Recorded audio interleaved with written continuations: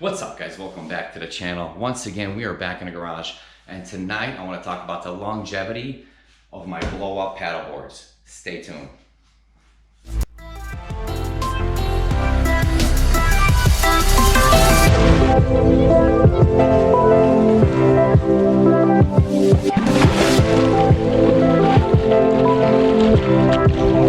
I need to fall off now.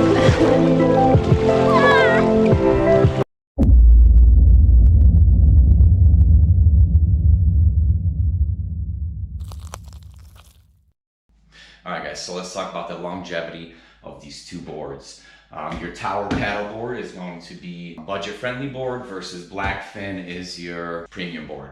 Blackfin is a little bit longer, it's a little bit sturdier, runs a carbon rail down the side, and your tower is just your basic board. It's a little bit less stable, it doesn't track as good as Blackfin, but also it's a little bit lighter. And also my 2 cents on that is people a lot of times ask me, which board should I use? Does this one track good? Does this one not? Is this one balance good and whatnot? And once you go out and start paddleboarding, all that goes out the window. It doesn't matter what board you're on. All of them you can go out and have fun on. It's like once you learn to ride a bike, it doesn't matter what bike you're on, you're gonna have a good time regardless. So it's just a matter of, do you want to spend a lot of money or a little bit of less money and have the same end result. Obviously, the more expensive board like this Blackfin with the carbon down the side, it is going to be a little bit more stable. It will track a little bit better, but does that justify $1,000 price? Maybe.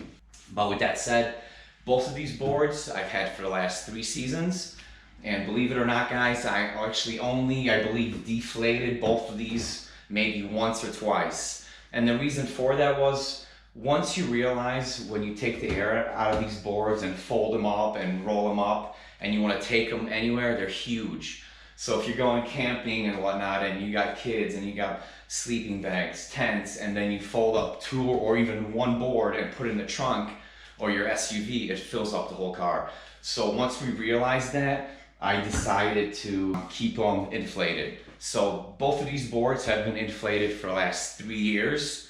And it's been unbelievable. I have not had to add any air into both of these boards in the last 2.5, 3 years. They've been completely just hanging up here all winter, and then I use them during the summer. And I use both of these boards at least 3-4 times a week. So we definitely use them a lot. And just to talk about the longevity, both of them. This one is your budget board and this one is your more expensive one. They've both held up perfectly fine.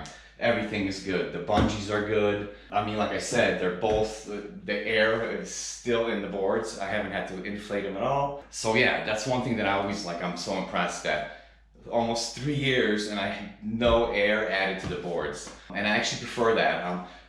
Like I said, once you roll these guys up, the bags are big, everything is bulky. So for me, actually having them up here like this all winter, I prefer it this way. And I have some storage up here, I got some vests up here, I keep the fins on top of them, and they're out of the way. I could still slide the cans in underneath them, and it works out just fine. And this is what I like about having the boards blown up. When we get to the lake, I pull them off the top of the car, and we're ready to go. Boom. We usually get to the lake, and you see people there just pump and pump, and you get so tired, and we're already halfway down the lake. So that's a big plus for me, just to always have them on top of the car. Boom, they're easy, they're ready to go. Wherever we go, we're going. And when we leave the lake, I throw them on top of the car, 2 straps, and we're leaving. Versus you're folding them up, you're drying them, all that stuff takes a lot of time.